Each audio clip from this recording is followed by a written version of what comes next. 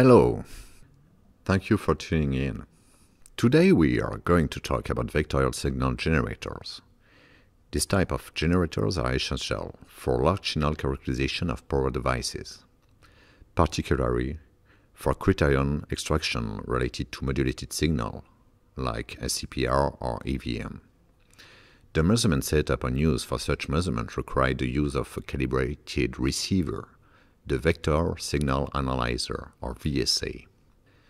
Because measurements are performed with the VSA, the calibration of the source at the device on the test reference plane is not mandatory. Indeed, the input power is measured through the RF path connected to the VSA.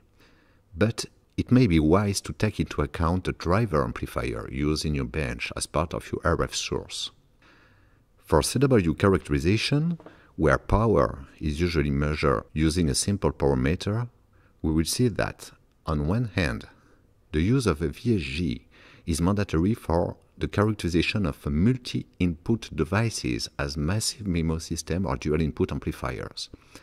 On the other hand, a calibrated multi-channel source provides a measurement of the relative phase between its channels. Therefore, it is not necessary to use a NVNA for multi-input device measurement. After a brief explanation of the scientific context, I will present you a method for automated calibration of a VSG used in multiport configurations.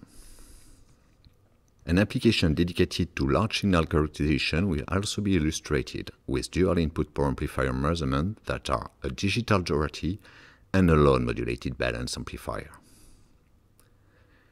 So let's start. The simplest power measurement bench is based on two parameters and a CW-RF source. Each of the power sensor will measure a coupled image of a RF signal located at the reference plane shown in red here. The power calibration of this test bench consists of identifying the power offset between the power sensor raw data and the power at the reference plane. Once the measuring instrument is calibrated, it is a good idea to calibrate the RF source so that the source control roughly matches what is actually present at the reference plane. In your measurement software, the RF source instrument can be associated with a power offset table. Thus, once the source is calibrated, the user will claim the desired available power at the reference plane. Now, if we want to perform modulated signal measurements, a vectorial signal analyzer, or VSA, is used to sequentially measure the complex envelopes located at the input and the output of the device in the test. In this type of bench, the RF generator must include an IQ modulator in order to transpose a complex modulation around the local oscillator frequency. Then, this RF modulated signal will be demodulated in an IQ complex envelope by the VSA. Notice that a non-calibrated source provides an IQ modulated envelope with an available power consistent with the user command at the RF generator coaxial output connector. If this source is calibrated, then its reference plane is not necessary at the coaxial output of the instrument, but can be the reference plane of the measurement bench. Thus, the source includes the power driver. The calibration procedure for such a source is discussed in this presentation. Let's talk about the measurements of the input and the output signal made by the VSA. These measurements are performed sequentially. It leads to a lack of phase coherence between them. An arbitrary delay appears as well on the modulation. This baseband delay is noted tau, and the phase offset of the local oscillator of the generator is noted phi naught. In order to solve this synchronization problem, several hardware options are available. The trigger will synchronize the starting time of acquisition of the envelope after demodulation. Using the trigger will force the arbitrary tau delay to 0. The 10 megs is obviously fundamental. It will be the coherence of the time base of the two instruments that are the VSG and the VSA. The ADC and the DAC converter will thus share the same time base and have consistent sampling frequencies. The effect of the 10 megs connection is also visible on the RF. Local oscillators on the VSG and the VSA will have the same reference signal. However, the arbitrary delay will not be zero. It will depend on the phase locking circuits into the VSA and the VSG. Thus, the best possible synchronization between the VSG and the VSA instruments is to share them with the same local oscillator. For proof, it is possible to measure the AMPM phase variation of a device under test when a single local oscillator is shared. Without this sharing, the user must apply a time synchronization algorithm that is quite complex. This sharing of the local oscillator is essential for a good phase coherence of a measurement system. This connection that must be made between the VSA and the VSG must also be made with an additional VSG to properly characterize multi-input amplifiers. So, why should we characterize multi-input amplifier? The latest advances in power amplifier design are directed toward Doherty and LMBA architecture. These architectures, at their final design stage, are single-input, single-output RF power amplifier. The Doherty amplifier, commonly used for power emitter, consists of two amplifiers, a main and an auxiliary. The auxiliary amplifier is used biased in class C, which will offer a dynamic load impedance variation on the main amplifier. The output combiner sums the output power of the two amplifiers, which are not isolated. This combiner is based on quarter wavelength, making this topology pretty narrowband. The LMBA structure is wider band thanks to the use of the 3 dB 90-degree couplers. The auxiliary amplifier will generate here also the signal in order to apply a dynamic variation of the load impedance seen by the two identical and balanced main amplifier. This injection of modulation, unlike the Doherty, is here perfectly isolated. There is no mutual load pull effect between the mains and the auxiliary amplifiers. But those structures embed more and more digital. Thus, the low power part at the input combiner can be managed dynamically and digitally. Doherty or LMBA amplifiers, deprived of their input combiner, become dual input RF amplifiers. One input is associated with the main amplifier and the other one with the auxiliary. In order to optimize these structures, a digital control of the amplitude and phase of the RF signal present on these two input devices would allow us to extract automatic control laws in the context of the given scenario for the amplifiers. That's why we will talk here about digital amplifiers, a digital Doherty and digital LMBA. Disclose the context of this presentation. Here is the outline of the presentation. The topic of this presentation is the calibration of the RF source, or VSG. First, I will present calibration method for RF source with a single output. This calibration concerns both a source operating in continuous mode, CW mode, and modulated signals. The calibration includes both amplitude and phase error terms. This is an absolute calibration. Then we will see how to extend this one-port calibration to a multi-port source. The algorithm will be presented and verified with a linear device. Finally, example of nonlinear measurement will be presented. I will present some measurement made on the digital Doherty and how this measurement can lead to the design of an optimal input combiner. The second example will be on a Load Modulated Balanced Amplifier, or LMBA. After a brief presentation of the bench and the device and the test, we will see how to choose the auxiliary amplifier with respect to the performance proposed by the main amplifiers. The nonlinear measurements presented here are rich in information, yet these are just simple measurements based on CW parameters. We do not need VSA. On the other hand, in order to have the phase coherence necessary for the measurement of a double input amplifier, the use of two VSGs with a common local oscillator is absolutely mandatory. Let's discuss how to calibrate a standard one-port RF source. A conventional CW one-port source is a VSG when IQ modulation is not active. Phase calibration of a CW source is meaningless because no phase control is accessible. The power calibration is very simple. It consists of using the calibration standard, that is the calibrated power probe. By placing this probe in the reference plane, the power available in the reference plane of the device on the test, named P dot, is obtained. We also know the available power claimed to the instrument and named P source. The difference between these two powers, delta P, gives us the gain of the chain placed between the instrument user interface and the reference plane. This calibration can be performed for all frequencies of interest. This table of delta P as a function of the frequency will allow the user to enter the desired available power in the reference plane, P dot, to a program that will automatically calculate the source power, P source, to assign to the instrument. However, if you are actually using a VSG, there is another way to generate a CW signal. You can generate a complex IQ envelope that is transposed in RF by the VSG local oscillator. The amplitude control of the source is always a mean available power. The power calibration method is identical to what has been presented. However, this way of generating the signal has an advantage. You can control the phase of the RF. Applying a constant phase offset in the frequency domain on the IQ baseband envelope corresponds to a phase shift of the local oscillator. This aspect will be essential later for multiport source calibration.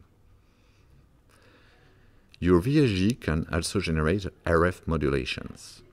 In this case, the value of the local oscillator is fixed. However, the only traceable power standard in terms of metrology is the calibrated power meter sensor operating in CW mode. The calibration signal will be a single frequency swept within the modulation band. We sweep this frequency. Several IQ signals will be used. Each IQ envelope will correspond to a single frequency in the modulation band. The signal available power is still a VSG input control. A calibrated power meter gives us the average power for each envelope frequency in the reference plane. Such a calibration procedure will enable us to extract the gain table as a function of frequency. Thus, in the presence of a complex modulation, the envelope IQ may be equalized before being injected into the instrument to compensate for the dispersive effect of the element located between the source instrument and the reference plane. The use of complex modulation means that several carriers will be generated simultaneously. Thus, a phase calibration can be recommended to account for phase distortion in the band of interest produced by the bench. The phase calibration can be done using a calibrated VSA placed at the reference plane.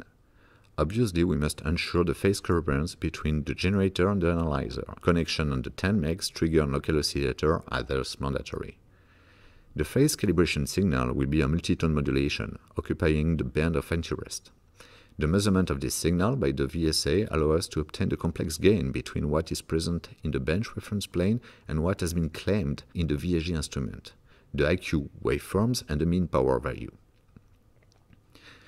The magnitude of the gain has already been obtained by our power calibration in CW mode with a calibrated power sensor, which is the only power standard in terms of metrology. So here we care only about the phase of the gain according to the frequency grid defined by the multitone signal. Our one-port source calibration is complete and absolute right now. If you want to measure a device with multiple inputs, the idea is to stack VSGs and ensuring fast coherence between them. This requires a synchronization of the 10 MHz, the trigger and the local oscillator. Here are two VSGs. Each VSG must be calibrated. For a measurement system including a large number of sources, the calibration procedure can be expensive. This presentation proposes a simplified and consistent automatic calibration method for a complex MIMO system. So let's move on to multiport source calibration. A multiple source is in fact a simultaneous use of several VSGs perfectly synchronized. The benefit of our calibration method relies on the use of a single standard, a pre-characterized passive multiport device that ensures traceability from a metrological point of view. In such a system, the source number 1 has already been calibrated in an absolute way by the one-port calibration method previously explained. all other sources will be fully and automatically calibrated thanks to the S&P standard previously characterized and a calibrated power meter sensor placed at the output of this multiport. During the automatic calibration procedure, the source number 1, already calibrated, will be active. Other sources will be calibrated sequentially. Only source number I will be active. The calibration signal is a single tone CW. Two cases are then to be considered. What type of measurement will occur after this calibration? First case, CW measurement, based on power sensors. During calibration, VSGs number 1 and I will generate a constant time domain complex envelope. The phase of this complex envelope will be arbitrarily set to 0 for the first generator. The phase of the generator number I will be controllable, either by delta phi, if this input is available in the VSG, or by a phase offset on the constant complex modulation data in the frequency domain. To measure the error terms of the calibration, we sweep the frequency within the frequency bandwidth of interest. This sweep is performed by the local oscillator. Second case, for modulated measurements. For this configuration, the local oscillator frequency is fixed. The calibration frequency sweep will be done by the generation of an IQ envelope corresponding to a CW signal.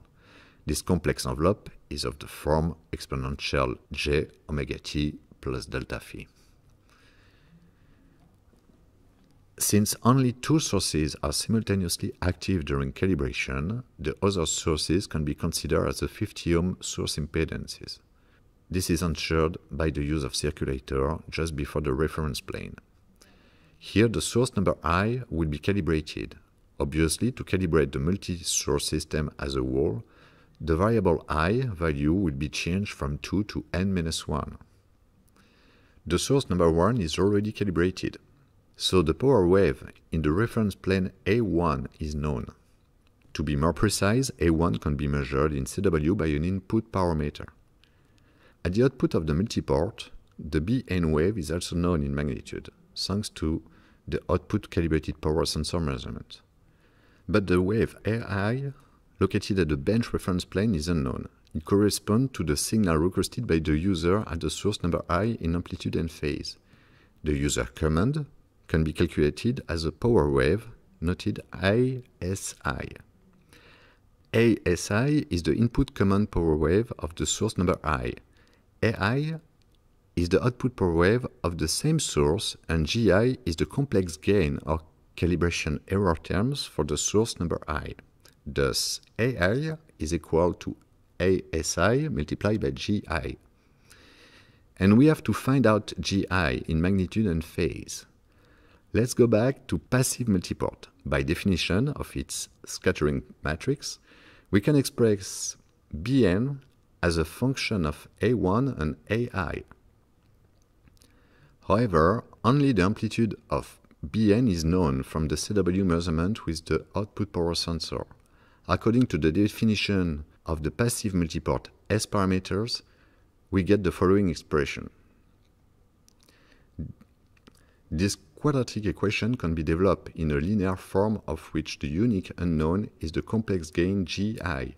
This is the error term of the system for the source number I. To find out GI, we have to solve a real linear equation system with three unknowns: the magnitude of GI, its real part, and its imaginary part. So, to solve this system of equation, we need three independent measurements made with three different values of ASI, which is the power waves in the magnitude and phase of the source I user control. Therefore, we will consider a minimum three distinct values for the phase of RSI, or delta phi.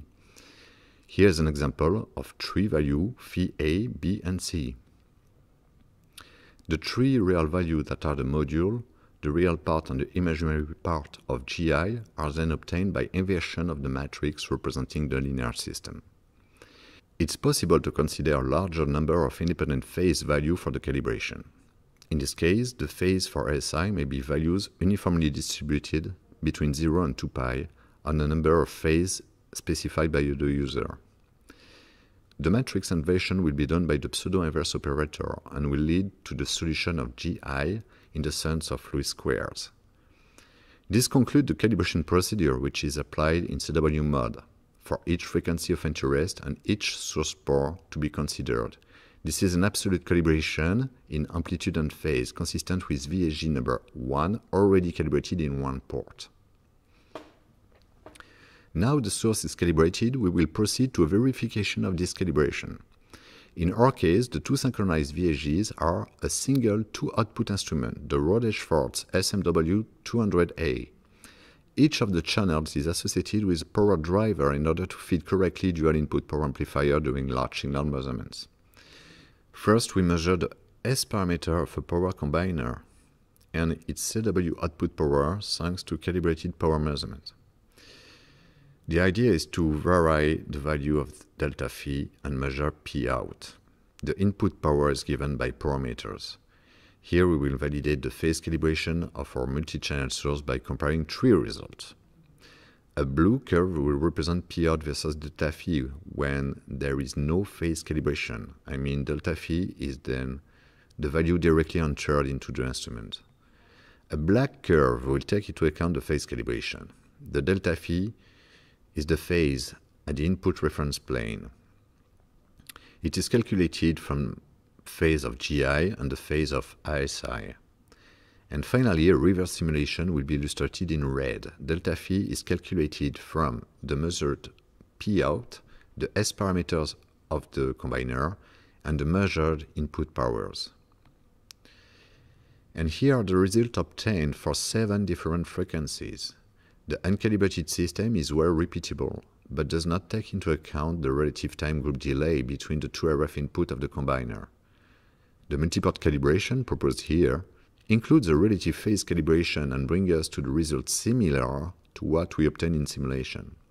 This concludes the validation of our calibration procedure, and we will be able to move on to practical cases of large signal characterization on two input power amplifiers. Here comes the practical application on large signal characterization of dual input amplifiers. For this, we will consider two examples.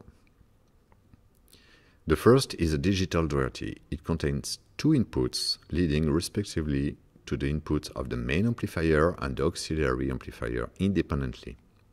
The second will be a load modulated balanced amplifier with isolated charge modulation injection. This slide represents the digital Doherty and the CW measurement bench, which will characterize it. The measurements are performed with power sensor. The test signal is CW. The main input is at the top. We therefore measure P in and P out classically with power meters. For each main input power value, the auxiliary input power wave value located at the bottom should be swept. For this, we consider two variables, delta P and delta phi, corresponding to the power and phase difference between the two inputs. The measurement can be done at several frequencies. Thus, for each P in, delta P, and delta phi, we have a P out, but also different consumption and therefore a different PIE. The idea underlying this measurement is the extraction of an optimal control law to obtain the best possible Doherty amplifier input combiner. Here are some measurement examples at 2.3 gigs. The gain, I mean P out over the sum of P ins, and the drain efficiency, P out over PDC, are represented. The dots in gray are the measurement points and correspond to unique combination P in delta P delta phi. By post-processing this calibrated measurement, it is possible to extract the optimal curve according to the power added efficiency.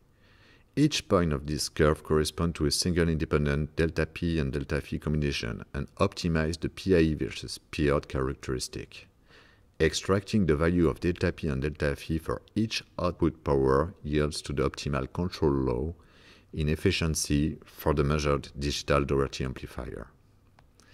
By doing in the same way, this time on the linearity criteria, I mean having a gain as flat as possible over the largest power range, it appears another control law for delta P and delta phi. This kind of information may allow the design of an optimal digital power driver to be located at the input of the measured digital Doherty. The second practical case illustrated here is a Load Modulated Balanced Amplifier, or LMBA. The idea of this type of amplifier is the use of two identical primary amplifiers.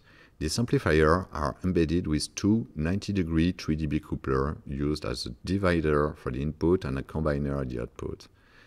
The main output, labeled output, corresponds to the port where the power of the two power amplifiers is combined. The main input is the port named input 1. The principle of LMBA is to realize a dynamic variation of the load impedance of the mains as on Doherty, except that here there is two mains, and the load pull effect is made by an injection on the port input 2. Compared to the Doherty, where here on an isolated system, there is no mutual load pull effect between the mains and the auxiliary amplifier. And such amplifier may be broadband because the 3 dB couplers are not based on a very narrow band quarter-length line. Finally, the LMBA is presented as a two-input amplifier. We will vary, as in the first example, delta P and delta phi on the port input 2. Here is a measurement example at 2.4 gigs for an available main input power of 28 dBm. This surface represents our measurement result on the plane delta P and delta phi. The measurements are made with a step of 2 dB for delta P and 15 degrees for delta phi. The black line represents the output isopower curves of the LMBA. The colored gradient are the result in terms of PAE. The load pull effect of the injection of the LMBA amplifier is thus directly observed with a simple power method. We note the injection levels in magnitude and phase leading to the optimal value for PAE and output power. This graphic representation therefore encourages us to select an operating point for this amplifier. The coordinate of this point are then directly the AMM and AMPM characteristic of the RF auxiliary channel to be added in order to transform this two-input LMBA into a conventional single-input amplifier. As a conclusion, a new multi-source calibration method has been proposed. This calibration can be totally automated. It requires just a pre-characterized multiport passive device. This method has been analytically detailed and experimentally validated. Then, large signal measurement on dual-input RF power amplifier have been presented. We have seen such calibrated measurement offer a unique experimental view to optimize the design of drivers dedicated to dual-input power amplifiers.